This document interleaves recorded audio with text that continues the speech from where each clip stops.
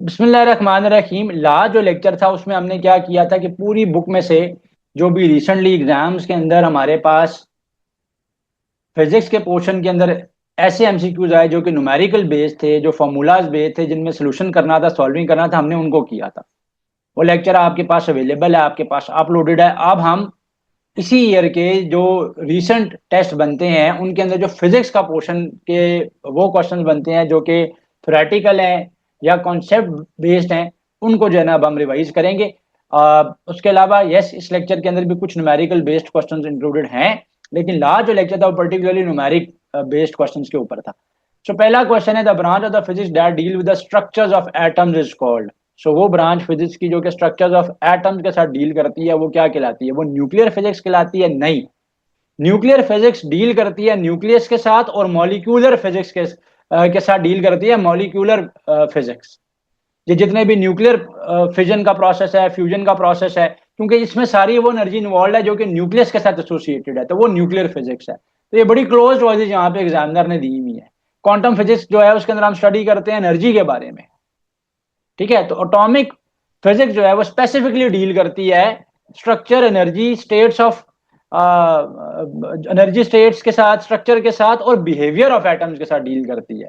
तो क्योंकि structure of atoms का यहाँ पर जिक्र है, तो देखने में बड़ा एक आसान क्वेश्चन है, लेकिन बड़ी क्लोज चॉइसेस इसमें दी हुई थी एग्जामिनर ने। अभी जब ये क्वेश्चन जो है वो लास्ट एग्जाम्स के अंदर आया तो एटॉमिक फिजिक्स जो है वो आंसर बनता है। Which are the following is a supplementary system international unit. देखिए, डिराइव्ड यूनिट्स वो होते हैं जो दूसरे यूनिट से मिलकर बनते हैं। बेस यूनिट्स वो होते हैं जो कि किसी और दूसरे यूनिट से मिलकर नहीं बनते, तो उनको हम बेस यूनिट्स कहते हैं। हम उनको नाम देते हैं कि वो क्या है, वो हमारे पास बेस यूनिट्स हैं। सप्लीमेंट्री यूनिट्स क्या होते हैं? सप्लीमेंट्री यूनिट्स वो यूनिट्स होते हैं कि जो को ना तो डिराइव्ड है और ना तो बेस्ड है। तो ऐसे यूनिट्स को हम लोग क्या कहते हैं? ऐसे यूनिट्स को जो है ना वो हम लोग सप्लीमेंट्री यूनिट्स का जो है ना वो हम लोग नाम देते हैं। तो ये जो यूनिट्स हैं, दीज टाइप ऑफ यूनिट जो है वो सप्लीमेंट्री यूनिट्स कहलाते हैं, विच आर नीदर डिराइव्ड, यानी ना तो वो डिराइव्ड है, ठीक है, ना तो वो डिराइव्ड यूनिट्स के अंदर है, ना वो बेस के अंदर है। So neither base nor they are classified into, nor they are classified into derived. तो वो यूनिट जो है वो सप्लीमेंट्री यूनिट्स कहलाते हैं। रेडियन जो है वो सप्लीमेंट्री यूनिट है। रेडियन क्या एंगल होता है? एक सर्कल के दो रेडियसेस के बीच में, यानी रेडियाई के बीच में जो एंगल बनता है वो क्या कहलाता है? वो हमारे पास रेडियन कहलाता है। तो ये एंगल थीटा जो है वो यहाँ पर क्या होगा? एंगल थीटा जो है वो यहाँ पर रेडियन होगा। The dimensional formula for surface tension is, surface tension का डायमेंशनल फॉर्मूला हमने बताना है। अब प्रेशर क्या होती है? फोर्स ओवर एरिया होता है। प्रेशर क्या होता है? Force over area. Surface tension क्या होती है? वो ये फोर्स ओवर लेंथ होती है। सो फोर्स ओवर लेंथ होती है। तो सरफेस एरिया जो है, सरफेस टेंशन जो है वो फोर्स ओवर लेंथ है। वो फोर्स ओवर लेंथ है, यानी एक सरफेस एरिया के ऊपर कितनी टेंशन, कितनी फोर्स एक्सर्ट हो रही है। तो प्रेशर क्या है? प्रेशर फोर्स ओवर एरिया है, ये फोर्स ओवर लेंथ के तौर पर ट्रीट होता है। तो याद रखना है आपने, this difference between pressure and surface tension. So this is force over length. So force की डायमेंशन क्या होती है? मैंने आपको कहा है कि तीन बेसिक डायमेंशन के अलावा फोर्स की डायमेंशन लाजमी याद रखें। फोर्स की डायमेंशन होती है MLT-2। लेंथ है तो लेंथ की डायमेंशन क्या हो जाएगी? एल। एल के साथ एल कैंसिल हो जाएगा, लेंथ के साथ लेंथ कैंसिल हो गया, पीछे MT-2 रहेगा। तो बेसिक जो डायमेंशन है ना, कि मास की कैपिटल एम, लेंथ की कैपिटल एल, टाइम की कैपिटल टी। इसके अलावा लाजमी याद रखना है आप सबने, किस चीज को याद रखना है आपने? लाजमी आपने याद रखना है फोर्स की डायमेंशन को। पेपर में आपका टाइम जो है ना वो बच जाएगा। फोर्स की डायमेंशन याद रखिएगा कि फोर्स का जो फॉर्मूला है वो मैश इनटू एक्सेलरेशन है। सो मैश की डायमेंशन कैपिटल एम, एक्सेलरेशन की डायमेंशन जो है वो LT-2 है। सो MLT-2 फोर्स की डायमेंशन याद रख लें। पेपर में बहुत सारा टाइम जो है वो आपका क्या हो जाएगा? सेव हो जाएगा। तो ये जो आप लोग कहते हैं ना कि भी पेपर के अंदर टाइम शॉर्ट होता है, तो हम कैसे करेंगे? देखिए, जितनी ज्यादा प्रैक्टिस करेंगे, जितनी ज्यादा प्रैक्टिस स्ट्रांग होगी, तभी आप अपना टाइम बचा सकेंगे। Otherwise it will take a lot of time to solve the questions. The dimension of torque are the same as of. Torque की डायमेंशन किसके इक्वल होती हैं? टॉर्क का फॉर्मूला क्या है? टॉर्क का फॉर्मूला होता है force into moment arm. Moment arm क्या है? डिस्टेंस है। वर्क डन का फॉर्मूला क्या होता है? फोर्स इंटू डिस्टेंस या डिस्प्लेसमेंट। तो दोनों के फॉर्मूलाज में फोर्स इंटू डिस्टेंस है, फोर्स इंटू डिस्टेंस है। मोमेंट आर्म भी तो डिस्टेंस ही है ना। तो दोनों की डायमेंशन सेम होती हैं। दोनों की डायमेंशन जो है वो सेम है। दोनों की डायमेंशन जो है वो ML² T-2 बनती है। कैसे? वर्क की डायमेंशन क्या है? फोर्स की डायमेंशन हो जाएगी ना MLT-2। डिस्प्लेसमेंट लेंथ ही है ना, डायमेंशन एल है। तो ml²t-2 है। Same goes for torque, why, torque में फोर्स है तो फोर्स की डायमेंशन होगी ml_t-2, मोमेंट आर्म डिस्टेंस है तो डिस्टेंस की डायमेंशन होगी L, मल्टीप्लाई करेंगे तो ml²t-2 आ जाएगा, दोनों की डायमेंशन सेम है, मैंने तो प्रूव भी कर दिया। तो फोर्स की और टॉर्क की डायमेंशन जो होती है वो आपस में क्या होती है, सेम होती है। सो ऑप्शन ए जो है वो यहाँ पर करेक्ट आंसर है। Following unit of pressure, pascal जो है वो यूनिट है प्रेशर का, और पास्कल जो होता है वो 1 N/m² के इक्वल होता है। याद रखना है आपने। Moving on to question number 6, मैंने चैप्टर वाइज डिवीजन कर दिया है ताकि बिल्कुल आपके पेपर की डिफिकल्टी लेवल हो जाएगा कवर। ठीक है, क्योंकि हमारे एग्जाम्स के अंदर बहुत कोई मुश्किल फिजिक्स नहीं आ रही है, लेकिन कॉन्सेप्ट हर तरह से पूछे हुए हैं। तो चैप्टर वाइज मैंने डिवीजन कर दिए। The following is the scalar quantity. Scalar quantity का ओनली क्या होता है, only they have magnitude, they have only magnitude, whereas vector quantity को मैग्नीट्यूड के साथ डायरेक्शन चाहिए होती है। वर्क डॉट प्रोडक्ट है किसका, फोर्स और डिस्प्लेसमेंट का। तो फोर्स और डिस्प्लेसमेंट का डॉट प्रोडक्ट, दो क्वांटिटीज का डॉट प्रोडक्ट क्या देता है, एफ डॉट डी क्या देगा, F D cos theta. Scalar vector, scalar product भी कहते हैं ना इसको, स्केलर क्वांटिटी है। वर्क जो है वो स्केलर क्वांटिटी है, एक्सेलरेशन जो होती है वो डायरेक्टेड होती है, वेलोसिटी भी डायरेक्टेड होती है, फोर्स भी डायरेक्टेड होती है। तो work is a scalar quantity. The angle between the rectangular components of a vector is, rectangular components of vector जो होते हैं वो क्या होते हैं, वो एक दूसरे के म्यूचुअली परपेंडिकुलर होते हैं, म्यूचुअली परपेंडिकुलर होते हैं। ठीक है, वो एक दूसरे के क्या होते हैं, म्यूचुअली परपेंडिकुलर होते हैं। One is along the x axis, the other one is along the y axis, the third one is along the z axis. So each of them are at an angle of 90 degree to one another. तो ये भी 90 degree पे हैं, ये भी एक दूसरे के 90 डिग्री पे हैं, ये नीचे वाला भी आपस में एक दूसरे के साथ 90 डिग्री पे है। तो रेक्टेंगुलर कॉम्पोनेंट्स एक वेक्टर के क्या होते हैं, एक दूसरे के साथ म्यूचुअली परपेंडिकुलर होते हैं। तो ये एक दफा पास पेपर में यूं भी क्वेश्चन आया हुआ है कि रेक्टेंगुलर कॉम्पोनेंट जो होते हैं वेक्टर के, वो एक दूसरे के साथ क्या होते हैं, तो they are mutually perpendicular to one another. So they are at an angle of 90 degree to one another. A vector with a magnitude 1 is called, ऐसा वेक्टर जिसका मैग्नीट्यूड 1 होता है वो यूनिट वेक्टर कहलाता है। वो क्या कहलाता है, वो यूनिट वेक्टर कहलाता है। याद रखिएगा, ऐसे वेक्टर को हम लोग क्या नाम देते हैं, ऐसे वेक्टर को हम लोग यूनिट वेक्टर का नाम देते हैं। यूनिट वेक्टर का मैग्नीट्यूड जो होता है वो 1 होता है। एक और रेलेवेंट क्वेश्चन जो रिसेंट एग्जाम्स में आया हुआ है कि यूनिट वेक्टर कैसे कैलकुलेट करते हैं। तो यूनिट वेक्टर को रिप्रेजेंट किया जाता है कि ऊपर उसके हेड का सिंबल होता है। ठीक है, सो यूनिट वेक्टर कैसे आप निकालते हैं, वेक्टर को उसके मैग्नीट्यूड से डिवाइड कर देते हैं तो यूनिट वेक्टर आ जाता है। तो याद रखिएगा, vector divided by its magnitude is called unit vector. तो ये नेट सेल खुद भी क्वेश्चन बना हुआ है कि वेक्टर, यूनिट वेक्टर कैलकुलेट कैसे किया जाता है, वेक्टर को उसके मैग्नीट्यूड से डिवाइड करते हैं तो यूनिट वेक्टर आ जाता है। If the dot product of two vectors is zero, the vectors are parallel, perpendicular, anti parallel, equal. अगर डॉट प्रोडक्ट जो है वो जीरो के इक्वल है, इसका मतलब है दोनों वेक्टर एक दूसरे के परपेंडिकुलर हैं। वाई, डॉट प्रोडक्ट का फॉर्मूला क्या है, ए डॉट बी का फॉर्मूला क्या है, that is A B, that is A B. So let me turn off the auto shapes, that is A into B into cos of angle between them, into cos of angle between them. तो cos 90 क्या होता है, अगर दोनों एक दूसरे के perpendicular हो जाएंगे तो कॉज 90 जीरो होता है। तो कॉज 90 क्या हो जाता है, जीरो हो जाता है। तो कॉज 90 जब जीरो तो पूरी टर्म क्या हो जाएगी, ए बी की वैल्यू होगी तो A B multiply by zero will be zero. तो both the vectors are perpendicular to one another, then their dot product will be zero. The cross product of vector with itself is, dot product तो vector का अपने आप से लेना तो उसका square आ जाता है, उसका स्केयर आ जाता है। वेयर एस क्रॉस प्रोडक्ट के केस में वो नल वेक्टर आता है, यानी नल वेक्टर वो वेक्टर होता है जो कि जीरो वेक्टर होता है। तो नल यानी जीरो वेक्टर आता है। वाई, बिकॉज क्रॉस प्रोडक्ट कैसे निकालते हैं वेक्टर्स का, क्रॉस प्रोडक्ट निकालते हैं वेक्टर्स का A cross B, A B sine of theta पे, A B sine of theta पे। अब वेक्टर अगर लेट सपोज ए है, उसका अपने साथ ही प्रोडक्ट करेंगे तो एक वेक्टर का अपने साथ ही एंगल क्या होगा, वो तो एक दूसरे के पैरेलल है, एंगल उनका क्या हो जाएगा, 0 डिग्रीज हो जाएगा। थीटा जो है वो वहां पर क्या हो जाएगा, 0 डिग्रीज। साइन जीरो क्या होता है, जीरो होता है। तो in that case A dot A sine zero हो जाएगा। और क्योंकि साइन जीरो हो जाएगा, थीटा की जगह पे मैंने वैल्यू पुट कर दी, जीरो हो जाएगा। अब क्योंकि क्रॉस प्रोडक्ट एक वेक्टर क्वांटिटी देता है तो ये एन हैट, एन हैट यहाँ पे यूनिट वेक्टर डायरेक्शन बता रहा है। तो साइन जीरो तो जीरो हो गया, ये पूरी वैल्यू क्या हो जाएगी, जीरो हो जाएगी।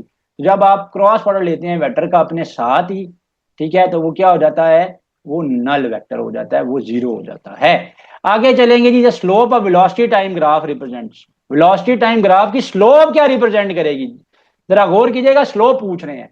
तो वेलोसिटी और टाइम का ग्राफ है अगर मेरे पास, ठीक है, वेलोसिटी और टाइम का क्या है मेरे पास ग्राफ है अगर, सो वेलोसिटी और टाइम का ग्राफ है, एक्स एक्सिस पे टाइम चलेगा, वाई एक्सिस पे वेलोसिटी चलेगी। तो स्लोप क्या होता है, स्लोप होता है राइज ओवर रन, जो हम अपनी एनालिटिकल ज्योमेट्री में भी मैथमेटिक्स में करते हैं। So that is y axis divided by x axis. तो वाई पे तो पड़ी हुई है वेलोसिटी, एक्स पे क्या यानी चेंज ऑफ वेलोसिटी पड़ा हुआ है, एक्स पे क्या पड़ा हुआ है, चेंज ऑफ टाइम पड़ा हुआ है, ये एक्स होता है ना। और ये जो होता है वर्टिकल जो होता है वो एक्सिस, वो वाई एक्सिस होता है। सो वेलोसिटी का change, rate of change of velocity क्या होता है, rate of change of velocity किस चीज की डेफिनेशन, एक्सेलरेशन की। तो ये क्या आ गया, change of velocity, rate of change of velocity acceleration है। तो यहाँ पे स्लोप पूछ रहा है, एरिया अंडर द कर्व नहीं पूछ रहा। तो देख के करना है। अब अगला क्वेश्चन जो है उसमें एरिया अंडर द कर्व है। Area under the velocity time graph क्या रिप्रेजेंट करता है, area under the velocity time graph जो है वो डिस्टेंस या डिस्प्लेसमेंट को रिप्रेजेंट कर रहा होता है। तो जो डिस्टेंस कवर्ड है उसको रिप्रेजेंट कर रहा है, क्योंकि एरिया अंडर द कर्व निकालना है या एरिया अंडर द ग्राफ निकालना है तो सिंपली आप दोनों का प्रोडक्ट ले लेते हैं। दोनों का प्रोडक्ट क्या आ जाएगा, डिस्टेंस आ जाएगा। क्यों, वेलोसिटी क्या है, डिस्टेंस बाय टाइम है या डिस्प्लेसमेंट बाय टाइम है। सो डिस्टेंस क्या हो जाएगा, वेलोसिटी इनटू टाइम, प्रोडक्ट जो है इन दोनों का ये आ जाएगा। तो एरिया अंडर द ग्राफ अगर पूछेंगे तो डिफरेंट है, अगर स्लोप पूछेंगे तो डिफरेंट है। ये अक्सर पेपर में आ जाता है डिस्प्लेसमेंट और टाइम के साथ भी, वेलोसिटी और टाइम के साथ भी। तो देख के करने हैं आपने कवर। अब projectile is thrown at an angle of 45 degrees for minimum height, maximum range, minimum time या वर्टिकल मोशन। मैंने आपको लास्ट जो लेक्चर था फिजिक्स का, जो वन शॉट लेक्चर करवाया जिसमें रिसेंट टाइम्स के आने वाले सारे न्यूमेरिकल प्रॉब्लम्स आपको मैंने चैप्टर वाइज करवाए थे, उसके अंदर मैंने आपको एक बात की थी, और फिजिक्स के जितने भी वन शॉट्स में वहां पे एक बात की है कि फर्स्ट ईयर के अंदर कुछ जो इंपॉर्टेंट तरीन फॉर्मूलाज हैं उसके अंदर से प्रोजेक्टाइल मोशन की रेंज, टाइम और हाइट निकालने का जो फॉर्मूला है ना वो सबसे ज्यादा इंपॉर्टेंट है। तो बहरहाल जब एक प्रोजेक्टाइल को लॉन्च किया जाता है at an angle of 45 degree तो वो मैक्सिमम रेंज जो है वो अचीव करेगा। हॉरिजॉन्टल रेंज जो है ना वो उसकी मैक्सिमम होती है। रीजन क्या है, रेंज का जो फॉर्मूला है that is v i square या v not square sine of 2 theta divided by g, sine of 2 theta divided by g. तो ये जब आप यहाँ पे प्लग इन करेंगे, जब आप मैं यहाँ पे इसको प्लग इन करूंगा वी नॉट स्केयर या वी आई स्केयर जो भी आप इसको नाम देते हैं, तो साइन 2 थीटा, तो जब थीटा जो है 45 डिग्री है तो 2 इंटू 45 डिग्री जो है 2 थीटा जो है वो 90 डिग्रीज हो जाएगा। साइन 90 क्या होता है, 1 होता है। तो ये पूरी टर्म जो नीचे पड़ा हुआ है जी, तो ये पूरी टर्म क्या होती है 1 हो जाएगी। तो ये पूरी टर्म 1 हो जाएगी, ठीक है। तो ये मेरे पास क्या आ जाएगा, ये v not square divided by g या v i square divided by g आ जाएगा, मैक्सिमम रेंज के ऊपर चला जाएगा, ठीक है। तो मैक्सिमम रेंज के ऊपर चला जाएगा। Impulse is equal to the change in, impulse किसके इक्वल होता है, इंपल्स किसके अंदर होता है, किसके इक्वल होता है। सो इंपल्स जो होता है वो प्रोडक्ट है किसका, फोर्स का और टाइम का, फोर्स का और टाइम का जो है वो प्रोडक्ट है।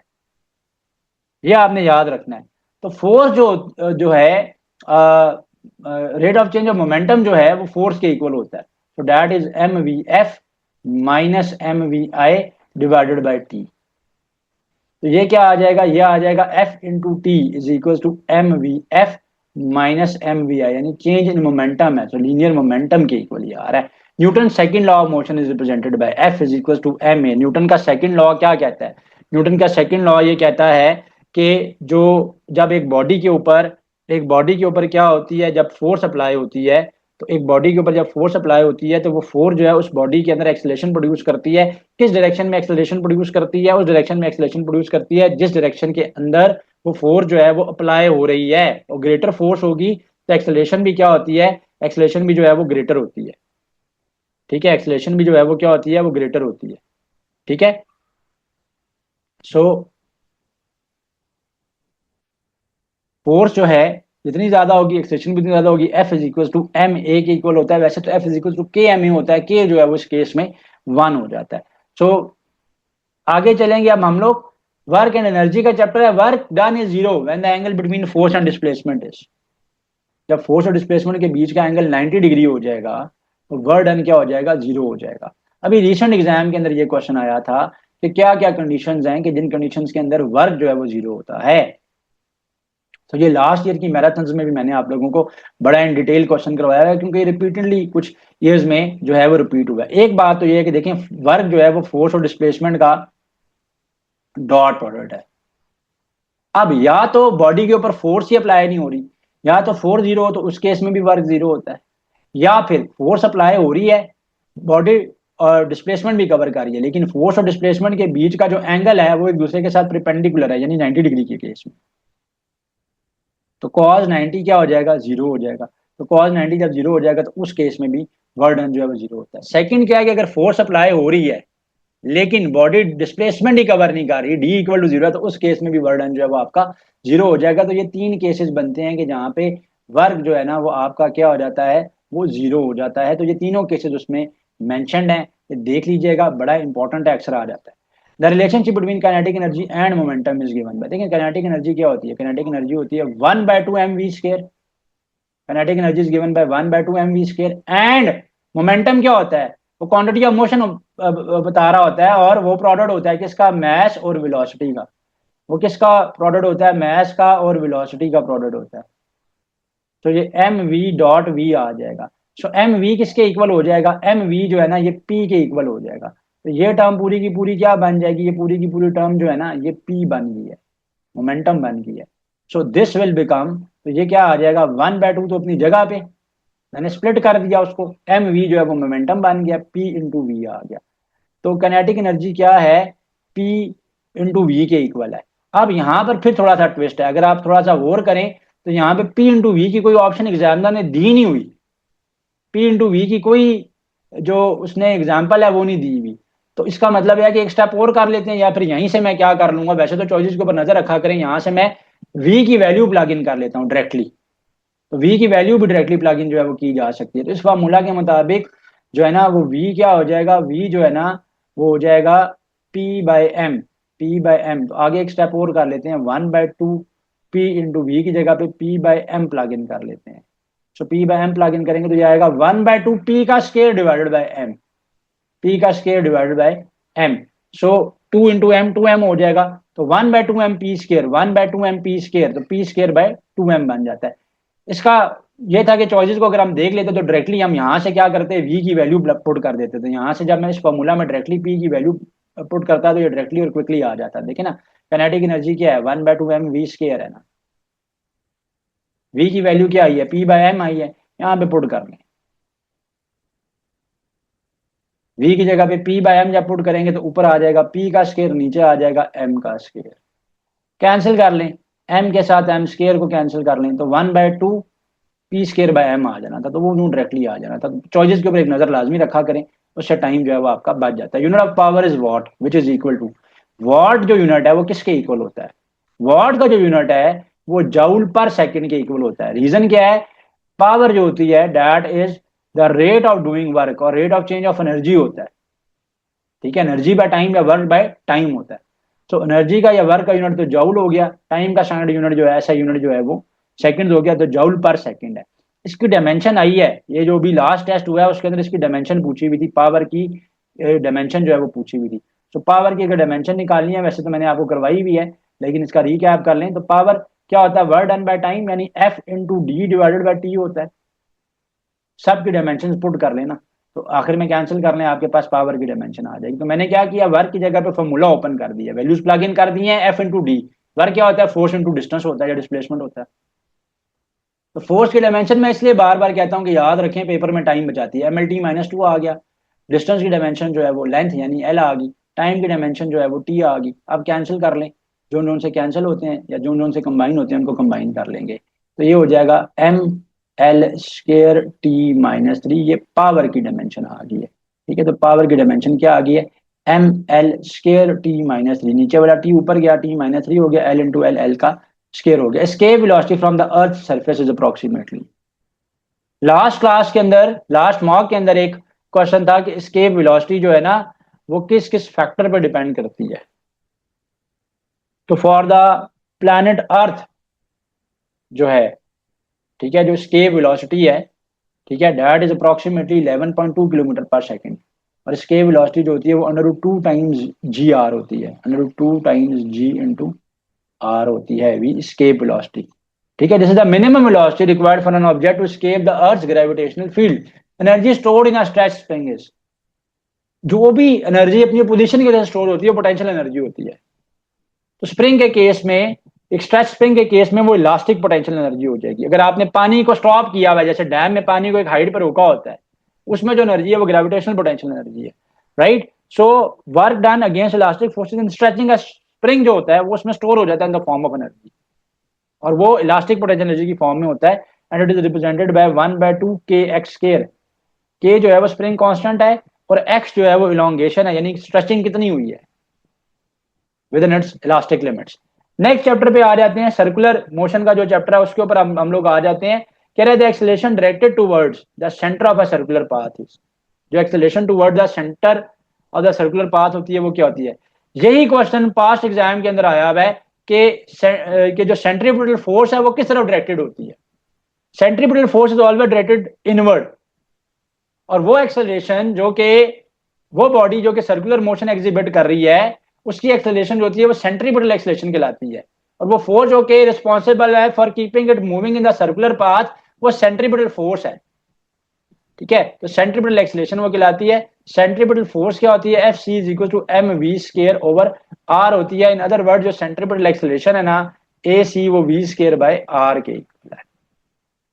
1 radian is approximately equal to 1 radian is approximately equal to 57.3 degrees.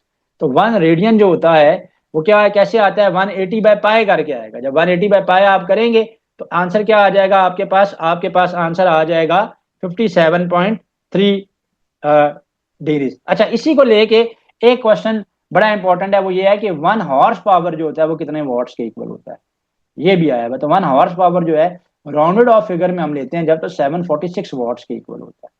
तो हॉर्स पावर भी पावर का यूनिट है, लेकिन हॉर्स पावर जो है वो 1 हॉर्स पावर जो है वो 746 वॉट्स को जो है ना वो लिया जाता है, ठीक है। The moment of inertia the rotational analog of, moment of inertia जो होता है, ठीक है, वो क्या रिप्रेजेंट करता है, वो एनालॉग क्या, किस चीज का एनालॉग है, वेलोसिटी का एनालॉग है, नहीं। देखें, ट्रांसलेशनल डायनामिक्स के अंदर, स्ट्रेट लाइन डायनामिक्स के अंदर इनर्शिया क्या चीज है, इनर्शिया वो प्रॉपर्टी है बॉडी की जिसकी वजह से वो चेंज में, अपनी चेंज ऑफ स्टेट में रेजिस्ट करता है।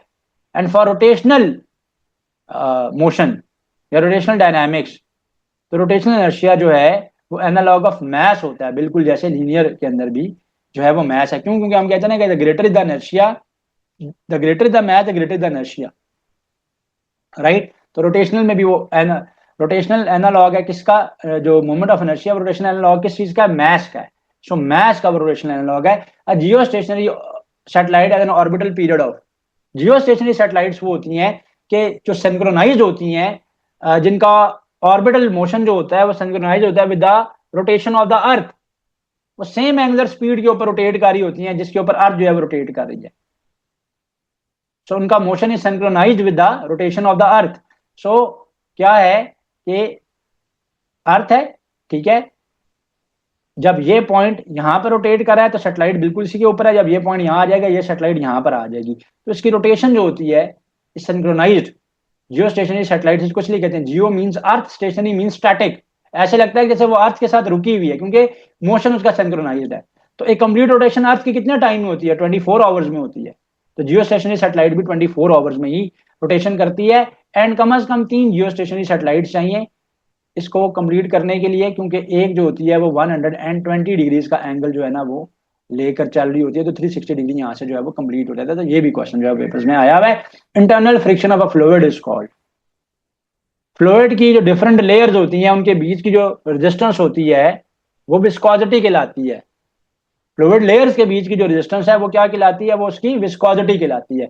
Bernoulli's equation the statement of the law of conservation of, very important question, very important question है ये। जो इस संडे को कॉमसेट्स का टेस्ट हुआ है वहां पर भी आया हुआ है, क्योंकि उनका भी एनटीएस बेस्ड टेस्ट होता है अपना, उसमें भी आया हुआ है, ठीक है। तो Bernoulli's equation is the statement of the law of conservation of, law of conservation of momentum है, मैस है, एनर्जी है या प्रेशर है। तो बर्नौलीज इक्वेशन जो है वो law of conservation of energy को रिप्रेजेंट कर रही होती है। Law of conservation of energy क्या कहता है, वो कहता है energy can neither be created nor be destroyed, it only changes from one form to another form. Bernoulli's equation क्या कहती है, बर्नौलीज इक्वेशन ये कहती है कि प्रेशर का सम किसके साथ, 1/2 रो वी स्क्वायर के साथ, रो डेंसिटी या प्लस रो जी एच के साथ, वो कांस्टेंट रहेगा, वो कांस्टेंट रहेगा। यही तो वजह है कि हम कहते हैं कि जहां पे प्रेशर जो है वो ज्यादा होगा, स्पीड लोअर हो जाएगी, ताकि उसने इस कांस्टेंट को मेंटेन रखना है। ठीक है। So law of conservation of energy की एक्सटेंशन है, और जो लॉ ऑफ थर्मोडायनामिक्स है वो भी law of conservation of energy की ही एक्सटेंशन है, याद रखिएगा। ये दोनों को लेके क्वेश्चन जो है वो पेपर्स में आता रहा है और आ सकता है फ्यूचर में इंशाल्लाह। The terminal velocity of a falling sphere is proportional to the square of its. तो जो स्टोक्स लॉ है, ठीक है, स्टोक्स लॉ क्या कहता है? स्टोक्स लॉ ये कहता है कि जो ड्रैग फोर्स है, that is equal to, the drag force is equal to 6 pi eta R V T, 6 pi eta R V T. तो जब वो उसका वेट इक्वल हो जाएगा, वेट के इक्वल हो जाएगा, ठीक है, तो वेलोसिटी किसके प्रोपोर्शनल है? वेलोसिटी जो है वो किसके प्रोपोर्शनल आ जाएगी? सो वेलोसिटी जो है वो उसके रेडियस के प्रोपोर्शनल आ जाएगी, proportional to the square of its radius आ जाएगी। ठीक है जी। बाकी सब तो इसमें क्या है, वो कांस्टेंट है। बाकी सब इसके अंदर क्या है, वो सारे के सारे क्या है, इसमें कांस्टेंट है। The venturi meter is used to measure, ये बर्नौलीज इक्वेशन की एक्सटेंशन है और बर्नौलीज प्रिंसिपल की एक्सटेंशन है, उसी की एप्लीकेशन है ये। और जो पहले गाड़ियों के अंदर कार्बोरेटर्स होते थे वहां पर भी ये यूज होते थे। ठीक है, इसी सेटिंग, इसी चीज को देखा जाता था। तो प्रेशर के डिफरेंस की वजह से क्या होता है, प्रेशर के डिफरेंस की वजह से फ्लूइड की स्पीड को कंट्रोल किया जाता है। वेंचुरीमीटर इसके ऊपर काम कर रहा होता है। जो हमारा बीपी ऑपरेटस होता है, मैनुअल बीपी ऑपरेटस, उसके अंदर भी ये चीज जो है वो यूज हो रही होती है। गाड़ियों जो पहले गाड़ियां होती थी इलेक्ट्रॉनिक फ्यूल इंजेक्टेड सिस्टम से पहले, कार्बोरेटर बेस्ड, उसके अंदर भी इसी तरह होता था कि पेट्रोल जो है वो कितना रिच है, या पेट्रोल जो है वो कितना ज्यादा, मिक्सचर जो है वो उसका कितना ज्यादा लाइट है, उसको रखा जाता था। ठीक है। तो फ्लूइड स्पीड, तो ये वेंचुरीमीटर जो है, ये जहाँ पे एप्लीकेशन जो अपनी रखता है। The time to simple pendulum depends upon. अब लास्ट में मैंने आपको जहाँ पे न्यूमेरिकल्स करवाए, मैंने आपको बताया है कि एसएचएम से रेलेवेंट न्यूमेरिकल भी आ जाता होता है, सम टाइम ये आ जाता होता है कि जी पेंडुलम या मैश अटैच्ड हुआ स्प्रिंग सिस्टम में लेंथ को छेड़ दिया है, मैश को छेड़ दिया या ग्रेविटी को छेड़ दिया, तो उससे क्या फर्क पड़ेगा, तो वो भी पूछ रहा होता है। बहरहाल यहाँ पर क्वेश्चन है कि time period of a simple pendulum depends on, तो time period of a simple pendulum is given by 2 pi under root l by g, under root l by g से दिया जाता है, 2 pi under root l by g. तो ये depends upon the length of the pendulum and the gravitational acceleration. मैथ और pendulum पे depend नहीं करता, एम्पलीट्यूड पे डिपेंड नहीं करता, किस मटेरियल का पेंडुलम बना हुआ है उस पर डिपेंड नहीं करता। In SHM the acceleration of a body is directly proportional to its. SHM simple harmonic motion की डेफिनेशन ही क्या है? इसकी डेफिनेशन ये है कि एक्सेलरेशन जो होती है डिस्प्लेसमेंट के डायरेक्टली प्रोपोर्शनल होती है and is always directed toward the mean position. So A is proportional to minus x होता है। नेगेटिव साइन बता रहा है, always directed toward the mean position, या अपनी इनिशियल पोजीशन की तरफ डायरेक्टेड है। ए एक्सेलरेशन और एक्स जो है वो क्या है, डिस्प्लेसमेंट है। Resonance occurs when the frequency of the applied force matches the natural frequency। Resonance का फिनोमेना तब होता है कि जब जो एक्सटर्नल अप्लाइड फोर्स है उसकी जो फ्रीक्वेंसी, उसकी वजह जो फ्रीक्वेंसी है वो सिस्टम की अपनी फ्रीक्वेंसी के साथ मैच कर जाती है, तो इस केस में मैक्सिमम एनर्जी ट्रांसफर होता है। ये फिनोमेना रेजोनेंस का हम लोग यूज करते हैं फ्रीक्वेंसी मैचिंग के अंदर। जब पहले रेडियो सिस्टम होते थे या कम्युनिकेशन सिस्टम होते थे उनमें, माइक्रोवेव्स के अंदर एक्सेट्रा। ठीक है, यही वजह है कि जब सोल्जर्स ब्रिज को क्रॉस करते हैं तो इनको कहा जाता है कि they should break their steps, क्योंकि अगर वो इकट्ठे अपने स्टेप्स फिक्स रखेंगे तो ज्यादा एनर्जी ट्रांसफर होगी, फ्रीक्वेंसी मैच कर जाएगी, ब्रिज डैमेज हो सकता है। The maximum displacement from the equilibrium position is called. ठीक है, मैक्सिमम डिस्प्लेसमेंट जो है फ्रॉम द इक्विलिब्रियम पोजीशन जो है वो क्या कहलाती है, वो उसका एम्पलीट्यूड कहलाती है। सो अगर लेट सपोज एक बॉडी एसएचएम एग्जिबिट कर रही है, मैं पेंडुलम का ही केस ले लेता हूं, तो मीन पोजीशन से लेकर, एक मीन पोजीशन और एक उसकी एक्सट्रीम पोजीशन के बीच का जो मैक्सिमम डिस्टेंस होता है वो उसका एम्पलीट्यूड कहलाता है। वो क्या कहलाता है उसका, वो उसका एम्पलीट्यूड जो है वो कहलाता है। The maximum displacement of an oscillating body from its central equilibrium position. ठीक है, तो ये उसका एम्पलीट्यूड है। Sound waves in air are, sound waves क्या होती हैं, ट्रांसवर्स वेव्स होती हैं? No, they are longitudinal waves. Why? Because sound waves propagate करती हैं in a direction parallel to the medium of propagation. ठीक है, they propagate parallel to the medium. तो sound waves they travel in the form of compressions and rarefactions, and they travel parallel to the medium, ठीक है, transverse तो perpendicular होती है, और sound wave जो है वो मैकेनिकल वेव्स हैं, इलेक्ट्रोमैग्नेटिक वेव्स को कोई मीडियम नहीं चाहिए होता। ये भी नटसेल क्वेश्चन आया हुआ है कि the type of waves which require no medium for their propagation और they can propagate without any medium are called electromagnetic waves.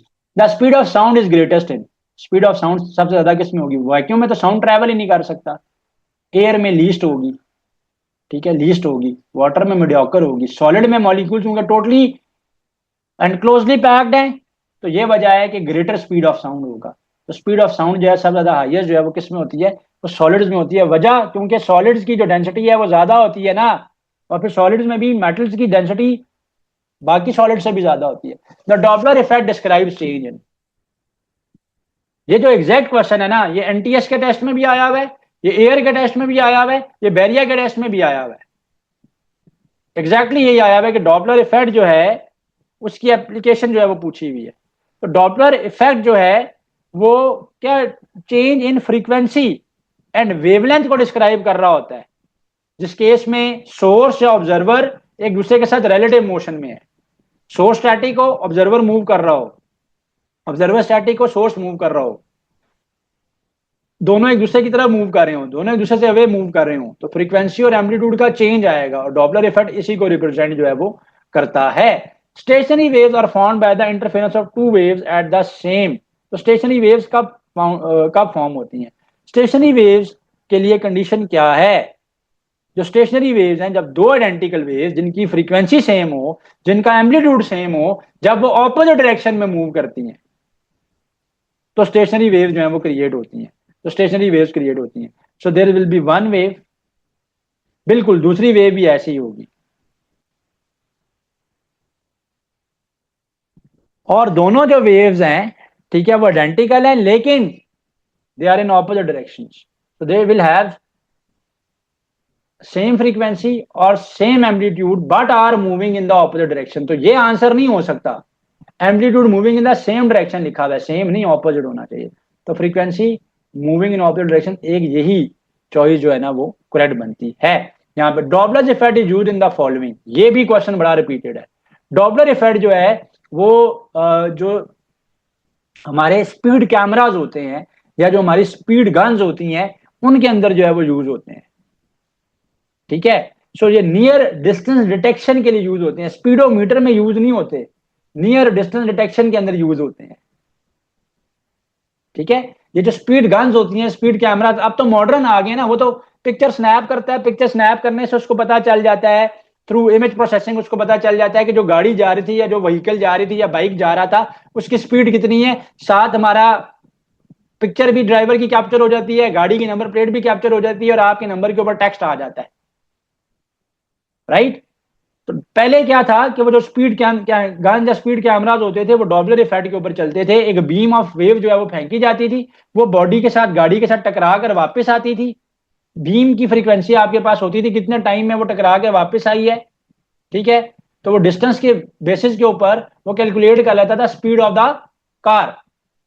तो नियर डिस्टेंस डिटेक्शन के लिए जो है वो ये यूज होता है, रडार सिस्टम्स के अंदर भी ये पहले यूज होता था, और भी इसकी एप्लीकेशन जो है वो हैं। The phenomena of light bending around obstacles is called, clear definition पूछी हुई है। डिफ्रैक्शन द फिनोमेना, ठीक है, डिफ्रैक्शन इज द फिनोमेना जो कि रिप्रेजेंट करता है bending of waves around the corners और ऑब्स्टेकल्स और शार्प एजेस, ठीक है। तो ये जो फिनोमेना, ये डायफ्रैक्शन का फिनोमेना है, डायफ्रैक्शन का। रिफ्लेक्शन तो क्या है? लाइट टकरा के वापस सेम मीडियम में आ जाए, रिफ्लेक्शन है। लाइट पास ऑन हो जाए into the other medium, bend करे अपने एंगल को, अपने पाथ को, और साथ चेंज करे अपनी स्पीड को, तो वो रिफ्रैक्शन है। और पोलराइजेशन क्या? अलाइनमेंट है, ठीक है। Interference of light is the evidence of its, interference of light जो है वो किस चीज को रिप्रेजेंट करती है? इंटरफेरेंस दो तरह की है, तो कंस्ट्रक्टिव इंटरफेरेंस होती है, डिस्ट्रक्टिव इंटरफेरेंस होती है, सुपरपोजिशन होती है। तो ये खुद इस चीज का एविडेंस है कि लाइट की वेव नेचर है, लाइट की डुअल नेचर है, पार्टिकल नेचर भी है, वेव नेचर भी है। बहरहाल इंटरफेरेंस का जो फिनोमेना है, चाहे कंस्ट्रक्टिव इंटरफेरेंस है चाहे डिस्ट्रक्टिव इंटरफेरेंस है, वो इस चीज को रिप्रेजेंट कर रहा है, डिमॉन्स्ट्रेट कर रहा है कि लाइट जो है वो उसकी वेव नेचर है। Which of the following can not be polarised, किस कौन सी जो वेव है इसमें से वो पोलराइज नहीं हो सकती? सिर्फ ट्रांसवर्स वेव्स की अंदर पोलराइजेशन हो सकती है। लाइट वेव्स ट्रांसफर है, ट्रांसवर्स वेव्स हैं, एक्सरेज हैं, रेडियो वेव्स हैं, साउंड वेव्स लॉन्गिट्यूडनल होती हैं। अभी हमने ऊपर देखा था ना कि साउंड वेव्स क्या हैं, वो लॉन्गिट्यूडनल है और वो parallel to the medium propagate करती हैं। They propagate in a direction which is parallel to the medium, तो therefore they can not be polarised. The property of light that does not change during refraction is, जब refraction होती है, refraction का phenomena क्या है कि let suppose ये एक मीडियम है, ठीक है, नीचे एक मीडियम है और ये जो ऊपर वाइड मीडियम है ये एयर है। लेट सपोज लाइट इस एयर से, लेट से इस ग्लास के अंदर जो है वो एंटर होगी, जब इस ग्लास में एंटर होगी तो इसका रिफ्रैक्टिव इंडेक्स डिफरेंट है। अब यहां पर लाइट जो है अपने पाथ से बेंड भी होगी, अपनी स्पीड भी चेंज करेगी। तो रिफ्रैक्शन के फिनोमेना में स्पीड भी चेंज होती है और जो डायरेक्शन ऑफ प्रोपोगेशन है या जो पाथ है वो भी जो है वो चेंज होता है। यानी फिर वेवलेंथ भी चेंज हुई, डायरेक्शन भी चेंज हुई, तो फ्रीक्वेंसी चेंज नहीं होती है, फ्रीक्वेंसी जो है वो चेंज नहीं होती। Moving on to the next question, question 42 में कह रहे हैं the magnifying power of a compound microscope increases with, compound microscope की मैग्नीफाइंग पावर किससे इंक्रीज करेगी? Increased focal length of objective, यानी ऑब्जेक्टिव लेंस की फोकल लेंथ को बढ़ाने से, या फोकल लेंथ ऑफ ऑब्जेक्टिव को डिक्रीज करने से, increasing the distance between the two lenses और डिक्रीजिंग द इल्यूमिनेशन। तो जो माइक्रोस्कोप होता है ना उसकी जो मैग्निफिकेशन पावर होती है वो प्रोडक्ट होती है L into D divided by F not into F E. L जो है वो लेंथ है और डेट माइक्रोस्कोपिक, जो माइक्रोस्कोप की अपनी ट्यूब है ना ये उसकी लेंथ होती है। डी जो होता है वो least distance of distant vision के ऊपर डिपेंड करता है। साथ नीचे प्रोडक्ट बढ़ा हुआ है फोकल लेंथ ऑफ ऑब्जेक्टिव का और focal length of eyepiece का। ऑब्जेक्टिव वो लेंस होता है जो माइक्रोस्कोप में जो ऑब्जेक्ट अंडर एग्जामिनेशन होता है उसके करीब होता है, और आई पीस आपका वो लेंस होता है जो कि आपकी आंख के करीब होता है।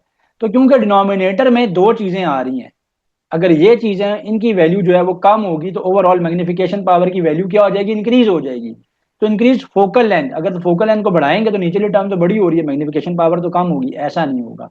Decrease focal length of objective, yes, तो अगर आप फोकल लेंथ ऑफ ऑब्जेक्टिव को कम करेंगे तो उससे क्या हो जाएगा?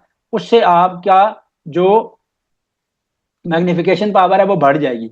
तो इंक्रीज डिस्टेंस बिटवीन लेंसेज पे नहीं डिपेंड करता, ये लेंथ ऑफ द ट्यूब है, ये एल जो है ना डिस्टेंस बिटवीन बोथ लेंसेज नहीं है, ऑब्जेक्टिव या आई पीस के बीच का डिस्टेंस ये नहीं है। तो ये एक स्टूडेंट जो है उसमें कंफ्यूजन कर जाते हैं। अगले क्वेश्चन की तरफ अब हम लोग चलते हैं। N astronomical telescope uses, astronomical telescope में कितने लेंस होते हैं? एस्ट्रोनॉमिकल टेलीस्कोप में दो लेंस होते हैं, कन्वेक्स लेंसेज होते हैं। वाई? बिकॉज हम दूर दराज की जो लाइट है उसको एक पॉइंट के ऊपर क्या कर रहे होते हैं? फोकस कर रहे होते हैं। एस्ट्रोनॉमिकल टेलीस्कोप यूज करता है किसको? कन्वेक्स लेंसेज को, कन्वर्जिंग लेंसेज को यूज करता है। तो इसमें ऑब्जेक्टिव लेंस भी और आई पीस लेंस भी कन्वर्जिंग लेंस होता है, क्योंकि आप क्या करते हैं कि जो डिस्टेंट ऑब्जेक्ट्स हैं उनकी लाइट को एक पॉइंट के ऊपर कन्वर्ज कर रहे होते हैं। The least distance of distant vision for normal human eyes, ये तो बहुत आसान है, 25 सेंटीमीटर है, मैट्रिक क्लास के अंदर ये मेंशन है, 10th क्लास की बुक में ये मेंशन है कि लीस्ट डिस्टेंस जो है वो क्या है कि कितना कम से कम फासला हो कि कंफर्टेबल ह्यूमन जो है ना वो विजुअल आए, आपके आईज के ऊपर स्ट्रेस ना पड़े। तो वो 25 सेंटीमीटर है कि कम से कम कोई चीज अगर आप रीड आउट कर रहे हैं, पढ़ रहे हैं, देख रहे हैं, उसको अपने से minimum at a distance of 25 centimetre रखें। Which device is use to study the spectrum of light, कौन सी डिवाइस जो है ना स्पेक्ट्रम ऑफ लाइट को स्टडी करने के लिए यूज होती है? स्पेक्ट्रोमीटर यूज होता है लाइट स्पेक्ट्रास को और उसके वेवलेंथ को एनालिसिस करने के, उनका एनालिसिस करने के लिए, उनका एनालाइज करने के लिए स्पेक्ट्रोमीटर जो है वो यूज हो रहा होता है।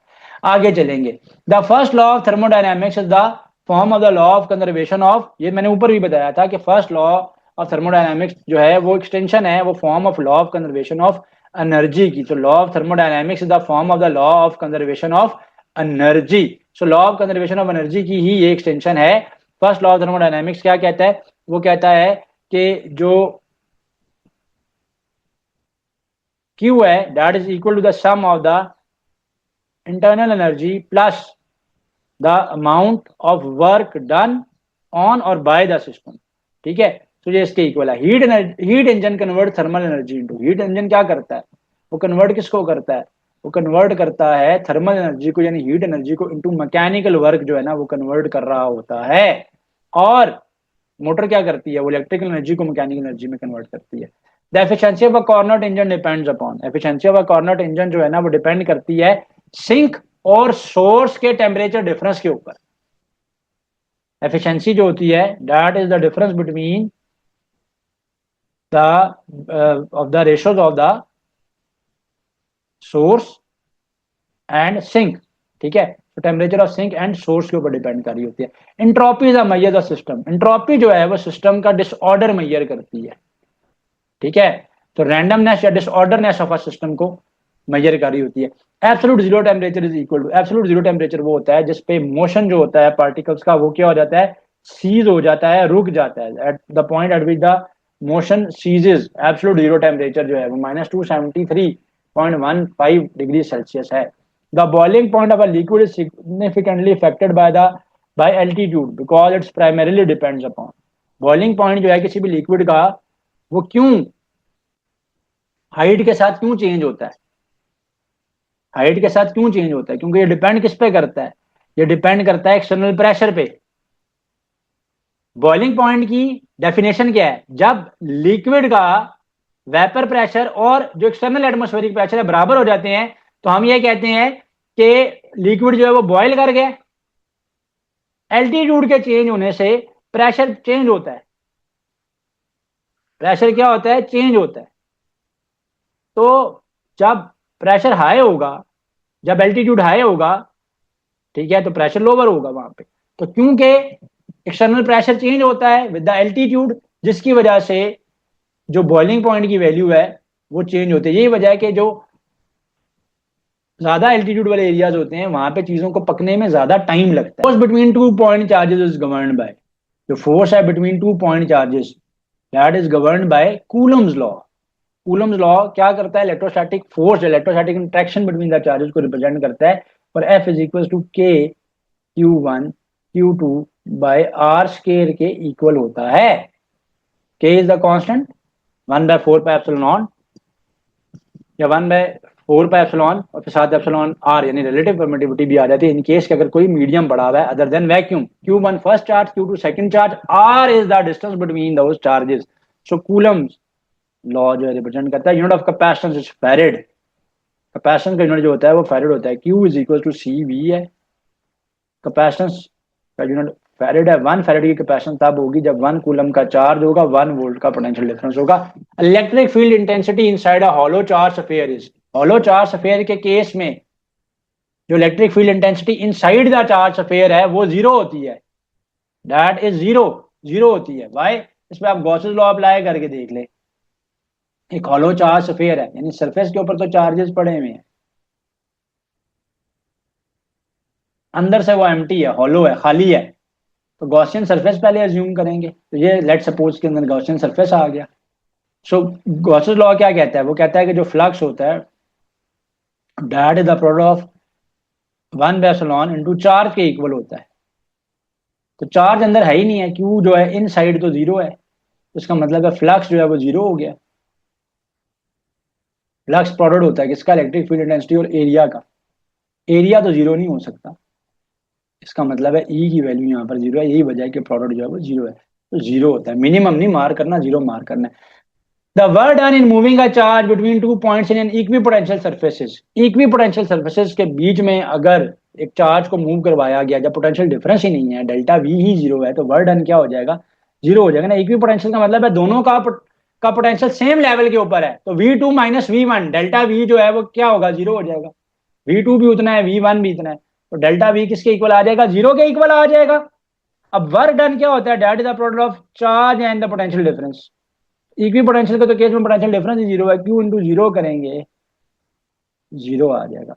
वर्क डन की वैल्यू जो है वो उस केस में जीरो आ जाएगी।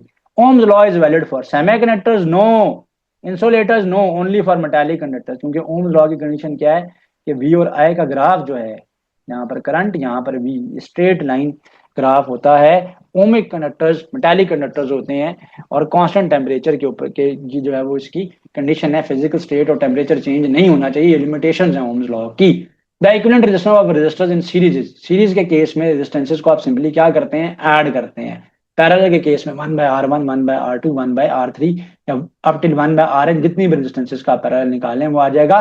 Wheatstone bridge is used to measure, Wheatstone bridge जो है वो क्या मेजर करने के लिए यूज होता है। व्हीटस्टोन ब्रिज एक कॉम्बिनेशन होता है जिसमें तीन रेजिस्टेंसेस हमें पता होती हैं, ठीक है, और फोर्थ अननोन रेजिस्टेंस को हम लोग निकाल लेते हैं। तो एक रेजिस्टेंस यहाँ पर, एक रेजिस्टेंस यहाँ पर, ठीक है, दरमियान में गैल्वेनोमीटर, फिर एक रेजिस्टेंस यहाँ पर, एक रेजिस्टेंस यहाँ पर। पोटेंशियल डिफरेंस को ऐसे सेट किया जाए गैल्वेनोमीटर जीरो शो करे, जब ये बैलेंस हो जाएगा, इक्विलिब्रियम में आ जाएगा, तो फिर आप क्या कर सकेंगे, R2/R1 is equal to R3/R4 की रेशियो लगाकर अननोन रेजिस्टेंस निकाल सकेंगे। The colour code for 1000 ohm resistance with 5% tolerance starts with, जो कलर कोड होगा फॉर 1000 ओम रेजिस्टेंस वो किससे स्टार्ट होगा। तो पहला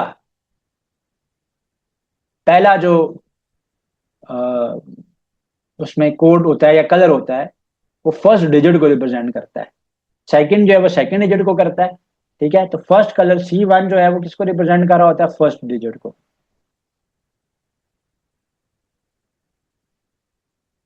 फर्स्ट डिजिट को रिप्रेजेंट कर रहा होता है।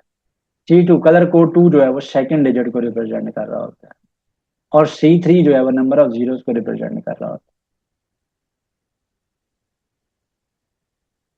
नंबर ऑफ जीरोस को रिप्रेजेंट कर रहा होता है। और फोर्थ कलर कोड जो है वो टॉलरेंस को रिप्रेजेंट कर रहा होता है। तो 5% टॉलरेंस तो गोल्ड होती है, 10% सिल्वर होती है, तो यहाँ टॉलरेंस का नहीं पूछ रहा, कह रहा है कि कलर कोड जो है वो स्टार्ट किससे होगा, पहला कलर उसका कौन सा होगा। तो इसका सबसे आसान क्या है, B B Roy goes Britain via Germany west. ये हमारी बुक्स के अंदर मेंशन है ना, याद रखने का उसका तरीकाकार, B B Roy goes Britain, goes, goes का जी, ब्रिटेन का बी, वाया जर्मनी वेस्ट। तो पहला कलर जो होता है इसमें वो ब्लैक से स्टार्ट होता है, ब्लैक 0, ब्राउन 1 है।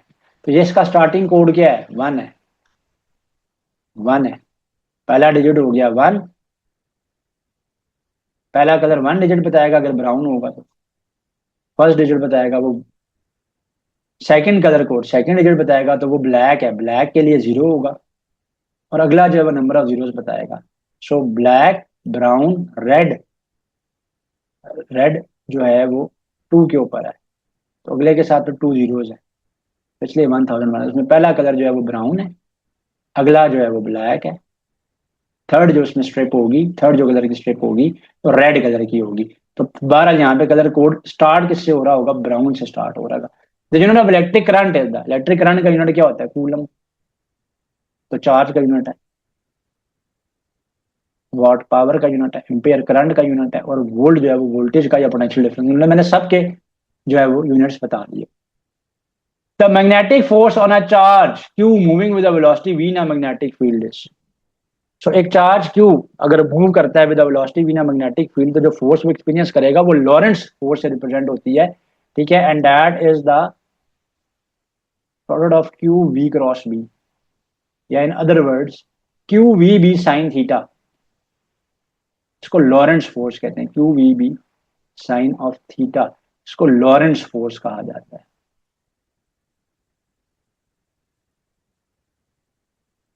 इसको लॉरेंस फोर्स कहा जाता है। तो क्यू वी क्रॉस बी होती है, device use to measure very very small currents. देखिए गैल्वेनोमीटर जो है ना वो क्या करता है, वो करंट को डिटेक्ट करता है, करंट को डिटेक्ट करता है।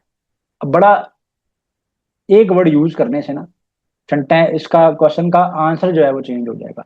M metre no doubt current को हम मेजर करने के लिए यूज करते हैं, और गैल्वेनोमीटर से ही एम मीटर बनता है। गैल्वेनोमीटर से एम मीटर कैसे बनता है, उसके साथ हम पैरेलल में शंट रेजिस्टेंस लगाते हैं, तो ये एम मीटर बन जाता है। और जब हम सीरीज में, तो ये क्या बन गया, ये एम मीटर बना कब, जब उसके पैरेलल में शंट रेजिस्टेंस लगाइए, यानी लो वैल्यू रेजिस्टेंस लगाइए, पैरेलल में शंट रेजिस्टेंस लगाइए। तो कौन सी रेजिस्टेंस लगाइए, शंट। जब हम सीरीज में हाई वोल्टेज रेजिस्टेंस लगाते हैं, तो सीरीज में जब हम इसके साथ हाई वोल्टेज रेजिस्टेंस लगाते हैं तो ये असेंबली सारी की सारी क्या बन जाती है, वोल्ट मीटर बन जाती है। तो गैल्वेनोमीटर करंट को मेजर करने के लिए यूज नहीं होता, करंट की डिटेक्शन के लिए यूज होता है। अगर हमने उसको वोल्ट मीटर में कन्वर्ट करना है तो पैरेलल, वोल्ट मीटर में कन्वर्ट करना है तो सीरीज में हाई वैल्यू रेजिस्टेंस लगेगी, एम मीटर में कन्वर्ट करना है तो पैरेलल में लो वैल्यू शंट रेजिस्टेंस लगेगी। तो ammeter measures current, galvanometer detects current. ठीक है, डिटेक्ट्स करंट। तो ये जरा देख के करना है। The unit of magnetic flux density is, magnetic flux density का जो यूनिट है, ठीक है, that is Tesla, that is Tesla. So magnetic flux density is measured in Tesla and 1 Tesla is equal to 1 Weber per meter square. So magnetic flux density का unit जो है वो Tesla है। ठीक है, कैथोड रे ऑसिलोस्कोप भी use to study, CRO जो है वो क्या क्या स्टडी करने के लिए यूज होते हैं। कैथोड रे ऑसिलोस्कोप जो है वो जो सिग्नल्स होते हैं उनको डिस्प्ले करते हैं ऑन अ स्क्रीन। जब आगे आप इंशाल्लाह अपनी इंजीनियरिंग वगैरह स्टार्ट करेंगे तो जब आप डिफरेंट एक्सपेरिमेंट्स करते हैं, प्रैक्टिकल्स करते हैं अपनी लैब के अंदर, आप करंट की वेव फॉर्म्स को या वोल्टेज की वेव फॉर्म्स को ऑन स्क्रीन डिस्प्ले करते हैं। इवन ये जो मशीन हार्ट बीट या किसी का बीट काउंट रेट बता रही होती हैं, वो भी एक तरह से ऑसिलोस्कोप ही होते हैं कि वो जो कंटिन्यूस वेव फॉर्म है उसको रिप्रेजेंट कर रहे हैं ऑन द स्क्रीन। तो ये C R use to study wave form. तो करंट की हो सकती है, वोल्टेज की हो सकती है, किसी और चीज की हो सकती है।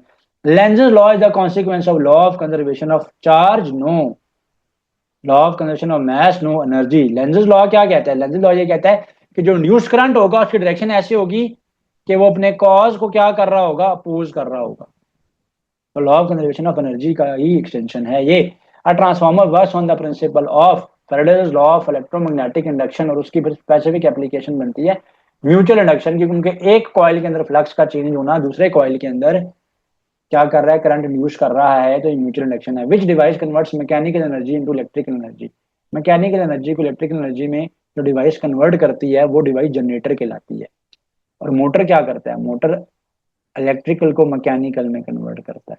ट्रांसफार्मर तो वोल्टेज को इंक्रीज या डिक्रीज करता है, और कैपेसिटर चार्ज स्टोरिंग डिवाइस है। Induced EMF is proportional to the rate of change of, induced EMF जो है is proportional to the rate of change of flux के इक्वल होता है। So induced EMF is given by minus N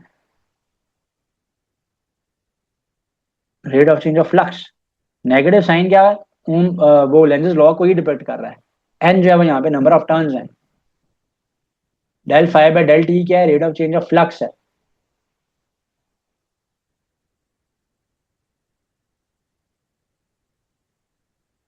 question 69 पे चलते हैं। The RMS value of an alternating current is equal to, RMS value जो होती है वो 0.707 times the product of the peak value होती है, और that is 1/√2 times the peak value. So I R M S is equal to 1 I not divide by √2, 0.707 times the peak value. The opposition to the flow of AC by a capacitor is called, opposition to the flow of alternating current by a capacitor is called capacitive reactance कहलाती है। ये capacitive reactance जो है ये कहलाती है opposition which is provided to the alternating current by a capacitor. In pure inductive circuit, the current leads the voltage by 90 degree, no. Inductor के अंदर क्या होता है, करंट जो होता है वो 90 degree, current lags the voltage by an angle of 90 degree. Current जो है वो वोल्टेज को लैग करेगा by an angle of π/2 90 degree. ठीक है, so lags the voltage by 90 degree. Option B जो है वो यहाँ पर करेक्ट आंसर बनेगा। कैपेसिटर के केस में ऑपोजिट होगा। ठीक है, a choke coil is used to control current in an AC circuit with minimum resistance, no, with minimum power loss. वो जो पहले पहले ट्यूब लाइट्स होती थी ना, उनके अंदर भी एक चोक लगी होती थी ताकि रश ऑफ करंट बेसिकली दिया जा सके। वो चोक इंडक्टर ही होती है, वो इंडक्टर ही होती है। ठीक है, उसकी इंडक्टेंस हाई रखी जाती थी, रेजिस्टेंस लो रखी जाती थी ताकि मिनिमम पावर डेसिपेशन हो, पावर लॉस को मिनिमम ताकि किया जा सके। The ratio of stress to strain is called modulus of elasticity. ये तो डेफिनेशन आ गई। स्ट्रेस और स्ट्रेन की जो रेशियो है वो मॉडुलस ऑफ इलास्टिसिटी कहलाती है। Which materials lose all electrical resistance at very low temperatures. Very low temperature के ऊपर कौन से मटेरियल्स की रेजिस्टेंस जो होती है, ठीक है, वो खत्म हो जाती है, वो सुपर कंडक्टर्स हैं।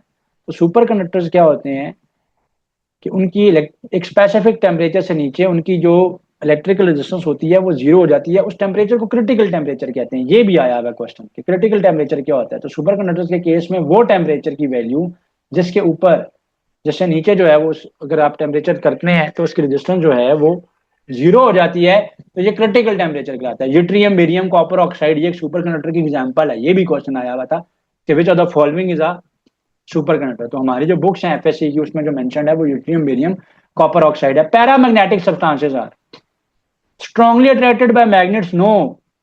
पैरामैग्नेटिक जो सब्सटेंसेस होते हैं they are not, they are not strongly attracted by magnets, so they are weakly attracted by magnets।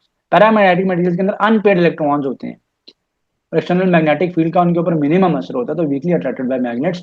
The most common crystalline solid is, इनमें से ग्लास जो है मॉर्फस सॉलिड है, क्रिस्टलाइन सॉलिड नहीं है। प्लास्टिक का तो ताल्लुक ही नहीं क्रिस्टलाइन से। क्वार्ट्ज जो है वो एक नेचुरली अकरिंग जो है वो क्रिस्टलाइन सॉलिड है। सिलिका जिसको हम कहते हैं SiO2, सिलिकॉन डाइऑक्साइड। तो नेक्स्ट क्वेश्चन है PN junction acts as a PN junction जो है, जो एक पी टाइप और एक एन टाइप मटेरियल जब मिलता है तो वो क्या बनाते हैं, वो एक डायोड बनाते हैं। तो एक पी टाइप और एन टाइप मटेरियल जब मिलते हैं तो वो क्या बनाते हैं, वो एक डायोड बनाते हैं। तो वो क्या बनाते हैं, वो एक डायोड बनाते हैं। और डायोड जो है वो क्योंकि सिर्फ फॉरवर्ड बायस में वर्क करता है, ये वजह है कि वो रेक्टिफिकेशन के प्रोसेस में यूज होता है। तो रेक्टिफिकेशन क्या है, converting alternating current into direct current, this process is known as rectification. And इसका ऑपोजिट प्रोसेस जो है वो इन्वर्जन है, और जो डिवाइस है वो इन्वर्टर है जो डीसी को एसी में कन्वर्ट करती है। तो ये रेक्टिफायर है। In a transistor the central region is called, एक ट्रांजिस्टर के अंदर जो सेंट्रल रीजन होता है वो उसका क्या कहलाता है, सेंट्रल रीजन एक ट्रांजिस्टर का बेस कहलाता है। और बेस जो होती है वो सबसे लाइटली डोप्ड रीजन होता है। तो ये भी क्वेश्चन आया हुआ है पास्ट पेपर्स में कि जो लाइटली डोप्ड रीजन होता है किसी ट्रांजिस्टर के अंदर वो क्या कहलाता है। तो सबसे थिन और सबसे लाइटली डोप्ड रीजन होता है किसी भी ट्रांजिस्टर का, चाहे वो पीएनपी टाइप का है चाहे एनपीएन टाइप का है, तो वो बेस है। इमीटर जो होता है वो हैवीली डोप्ड होता है। Which logic gate is known as an inverter, inverter किसको कहते हैं, नॉट गेट को कहते हैं। वाई, बिकॉज वो हाई वैल्यू को लो, लो वैल्यू को हाई कर देता है। इनपुट पे 1 दें आउटपुट पे 0, इनपुट पे 0 दें आउटपुट पे 1 आ जाता है। In an operation amplifier, an operation amplifier has high, operational amplifier की क्या चीज हाई होती है, ऑपरेशनल एम्पलीफायर की जो इनपुट इंपोर्टेंस होती है, जो इनपुट उसकी इंपोर्टेंस होती है उसको बहुत ज्यादा हाई रखा जाता है। ठीक है, तो उसकी इनफाइनाइट इनपुट इंपोर्टेंस जो है वो होती है। आगे चलेंगे, the photo electric effect proves the wave nature of light, particle nature of light, डुबल नेचर ऑफ लाइट। तो particle nature of light, photo electric effect क्या है, वो वेव थ्योरी नहीं उसको एक्सप्लेन कर पाई थी। ठीक है, क्योंकि वो क्या कहता है कि भाई डिस्क्रीट क्वांटा ऑफ एनर्जीज होते हैं जिनको आप फोटॉन्स कहते हैं। तो पार्टिकल नेचर ऑफ लाइट को ये रिप्रेजेंट करता है। The energy of a photon is given by E is equal to mc square, no, वो तो आइंस्टाइन मैथ्स एनर्जी इक्वेशन है। E is equal to H f, h यहाँ पे Planck's constant है, एफ जो है वो फ्रीक्वेंसी है। De Broglie's hypothesis relates wavelength to, ठीक है। सो वेवलेंथ जो होती है वो रेशो होती है किसका, प्लैंक्स कांस्टेंट बाय मोमेंटम का। ठीक है, सो पार्टिकल के मोमेंटम से आप उसको डिवाइड करते हैं। डिब्रोगल का ने जो इक्वेशन की थी, ठीक है। So de Broglie hypothesis relates wavelength to force momentum, ठीक है। तो मोमेंटम के साथ कर रहा है ना, पी क्या है यहाँ पे, मोमेंटम है। Heisenberg uncertainty principle states we can not simultaneously measure precisely. Heisenberg uncertainty principle ये कहता था कि आप या तो पोजीशन को मेजर कर सकते हैं प्रॉपरली या फिर मोमेंटम को, दोनों को इकट्ठा नहीं कर सकते। तो पोजीशन एंड मोमेंटम जो है वो साइमल्टेनियसली प्रिसाइजली यानी एक्यूरेटली मेजर नहीं किए जा सकते। X rays are electromagnetic waves of very high, X rays की फ्रीक्वेंसी क्या होती है, बहुत ज्यादा हाई होती है, हाई फ्रीक्वेंसी होती है। और वेवलेंथ उनकी बहुत ज्यादा शॉर्ट होती है। तो शॉर्ट वेवलेंथ और हाई फ्रीक्वेंसी होती है, इनकी याद रखिएगा। So X rays are electromagnetic waves of very high frequency. According to Bohr's model electrons revolve in quantized orbits, उसने कहा था कि हर ऑर्बिट का अपना एक एनर्जी लेवल है, डिस्क्रीट स्टेशनरी स्टेट्स हैं, ऑर्बिट्स हैं, ठीक है। तो ये क्या है, not in any orbit but in quantized orbit because every orbit has its own energy level. A laser produces a beam of light that is incoherent. No, ना तो इनकोहेरेंट है ना डाइवर्जेंट है, मोनोक्रोमेटिक और कोहेरेंट होती है। Last mock के अंदर मैंने ऐड किया था ना, लेजर की चीज का एक्रोनियम है, तो light amplification by stimulated emission of radiations है। और जो लेजर लाइट से बीम ऑफ लाइट प्रोड्यूस होती है, नंबर वन वो मोनोक्रोमेटिक होती है, यानी उसकी सिंगल वेवलेंथ होती है, और उसका फेज जो होता है वो सेम होता है, कंसिस्टेंट होता है, कांस्टेंट फेज अलाइनमेंट होती है उसकी। तो सिंगल वेवलेंथ होगी, मोनोक्रोमेटिक का मतलब ये है।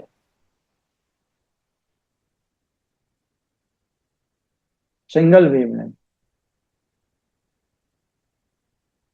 और कोहेरेंट, कोहेरेंट का मतलब क्या है कि कांस्टेंट फेज अलाइनमेंट है।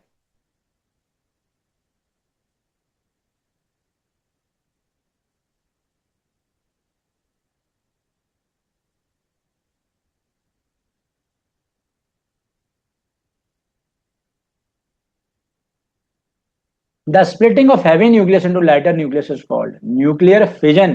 फिजन के प्रोसेस में क्या होता है कि एक लार्जर न्यूक्लियाई स्प्लिट होता है इनटू स्मॉलर डॉटर न्यूक्लियाई, साथ एनर्जी प्रोड्यूस होती है, साथ न्यूट्रॉन्स जो हैं वो प्रोड्यूस होते हैं। तो न्यूक्लियर फिजन का प्रोसेस है। फ्यूजन में तो कंबाइन होते हैं। The time required for half of the radioactive sample to decay is the mean life, नहीं भाई हाफ लाइफ है। कितने टाइम में 50% रह जाएगी और बाकी सारा रेडिएशन में कन्वर्ट हो जाएगा, ये time half life time period कहलाता है। Which particles are found in the nucleus of an atom, nucleus of an atom के अंदर इलेक्ट्रॉन्स एंड प्रोटॉन्स थोड़ी होंगे, इलेक्ट्रॉन्स रिवॉल्व कर रहा होता है around the nucleus, so protons and neutrons होते हैं। उसके अलावा और भी सब एटॉमिक सब न्यूट्रॉन जो है वो पार्टिकल जो है वो होते हैं। बहरहाल protons and neutrons are bounded inside the nucleus by a stronger force of attraction. The most penetrating radiation is gamma radiations, neutral होती हैं लेकिन उनकी पेनिट्रेटिंग पावर सबसे हाईएस्ट होती है। वो एक थिक वॉल से भी गुजर जाती हैं, इतनी हाई उनकी पेनिट्रेटिंग पावर है, याद रखिएगा। इनकी सबसे लीस्ट पेनिट्रेटिंग पावर है, इनकी मीडियोकर है, मीडियम है, इससे ज्यादा है लेकिन गैमा से काफी कम है। ठीक है, याद रखना है आपने। Nuclear fusion occurs in earth core, earth core में नहीं होती, न्यूक्लियर रिएक्टर्स में, क्योंकि अभी तक तो साइंटिस्ट फ्यूजन के प्रोसेस को कंट्रोल ही प्रॉपरली नहीं कर पाए हैं, तो वहां पे तो कंट्रोल्ड फ्यूजन रिएक्शन हो रहा होता है। सन एंड स्टार्स के अंदर, ठीक है, क्या है कि हाइड्रोजन और हीलियम की न्यूक्लियर फ्यूजन हो रही होती है। यही वजह है कि टेम्परेचर और प्रेशर उनके बहुत ज्यादा हायर होते हैं। अब यहाँ तक तो वो जो हमारा कोर्स है वो है, फिर कुछ मैंने एमसीक्यू यहाँ पे मिक्स चैप्टर्स में से ऐड किए हैं जो कि भी रिसेंटली आए थे। The resultant of resistance and reactance in an AC circuit इसको, ठीक है, जो रिजल्टेंट है रेजिस्टेंस का और रिएक्टेंस का, ये इंपेडेंस कहलाता है। ये क्या कहलाता है? ये इंपेडेंस कहलाता है। तो जी जो इंपेडेंस होती है वो जी से रिप्रेजेंट होती है, and that is the magnitude of the resistance plus जो रिएक्टेंस है सर्किट की। तो ये क्या कहलाता है? इंपेडेंस कहलाता है। The speed of wave is related to its frequency and wavelength. भाई ये तो बहुत आसान है, v is equal to f lambda. तो इसमें मैंने न्यूमेरिकल्स ऐड नहीं किए हैं क्योंकि जो इससे पहले मैंने आपको सेट करवाया था उसमें मैंने पूरी बुक के न्यूमेरिकल्स जो आए हैं फिजिक्स के पोर्शन में उनको कवर किया था। विच फोटोन है द हाईएस्ट एनर्जी, किस फोटोन की जो एनर्जी है वो सबसे हाईएस्ट होती है। ठीक है, सो वॉयलेट की फ्रीक्वेंसी हाईएस्ट है, वेवलेंथ उसकी क्या है? शॉर्टेस्ट है, और एनर्जी जो है वो क्या है? वो भी उसकी हाईएस्ट होती है। तो विच फोटोन है द हाईएस्ट एनर्जी, वॉयलेट जो कलर है उसका highest frequency, shortest wavelength, and एक और बात याद रखें, E is equal to H F है ना, इसके मुताबिक क्या है? E is equal to H F है। Let me turn off the auto shifts. ठीक है, E is equal to H F जो रिलेशनशिप है, इससे क्या पता चलता है? एनर्जी और फ्रीक्वेंसी प्रोपोर्शनल है ना एक दूसरे के, H तो प्लैंक्स कांस्टेंट है, तो जो रिलेशनशिप फ्रीक्वेंसी का वो एनर्जी का। याद रखने का आसान तरीका, फ्रीक्वेंसी ज्यादा होती है वेवलेंथ शॉर्ट होती है, वेवलेंथ लो होती है। तो अगर फ्रीक्वेंसी ज्यादा है तो एनर्जी भी ज्यादा, अगर फ्रीक्वेंसी कम तो एनर्जी भी कम, और फ्रीक्वेंसी और वेवलेंथ एक दूसरे के ऑपोजिट चलती हैं। And electron volt is the unit of energy है। इलेक्ट्रॉन वोल्ट क्या है? Energy gained by electron when it experiences a potential difference of 1 volt. तो 1 इलेक्ट्रॉन वोल्ट जो है वो 1.6 इंटू 10 की पावर माइनस 19 जाउल्स के इक्वल है। ठीक है, सो यूनिट ऑफ एनर्जी है ये। 97 नंबर है, the direction of linear velocity of a body in circular motion is always. जो डायरेक्शन होती है लीनियर वेलोसिटी की, body exhibiting circular motion, that is represented by a tangent, drawing a tangent at that point. So एक body का circular path में चल रही है, तो एक टेंजेंट हम यहाँ पे ड्रॉ करेंगे जो उसकी डायरेक्शन बताएगा। टेंजेंट जो है उसके रेडियस के साथ 90 डिग्री का एंगल बनाता है, और सर्कल को सिर्फ एक ही, सर्कुलर पाथ को सिर्फ एक ही पॉइंट के ऊपर टच करता है, टेंजेंशियल टू द पाथ होता है ये। The numerical value of the gravitational constant ji is, gravitational constant जी की वैल्यू पूछ रहा है, वो 6.67 इंटू 10⁻11 न्यूटन मीटर स्क्वायर पर के, जिसके रुतस को यूनिट के साथ कीजिएगा। लास्ट दफा जब ये पेपर में आया था तो यूनिट्स को उसने जो है वो छेड़ा हुआ था, वैल्यूज आगे सेम रखेंगे। और ये तो ग्रेविटेशनल एक्सेलरेशन की वैल्यू है, इसको स्मॉल जी और कैपिटल जी दोनों डिफरेंट चीजें याद रखना है। Acceleration due to gravity at the centre of the earth, centre of the earth के ऊपर, क्योंकि क्या है कि यूनिवर्स यूनिफॉर्म स्फेरिकल आप ये कह सकते हैं, या मैस डिस्ट्रीब्यूशन है, तो जी जो है वो कैंसिल हो जाता है, अपने इफेक्ट्स हर तरह से कैंसिल कर रहा होता है। तो G at the centre of the earth zero है, on the surface of the earth maximum है, पोल्स के ऊपर जो है ये मैक्सिमम होती है।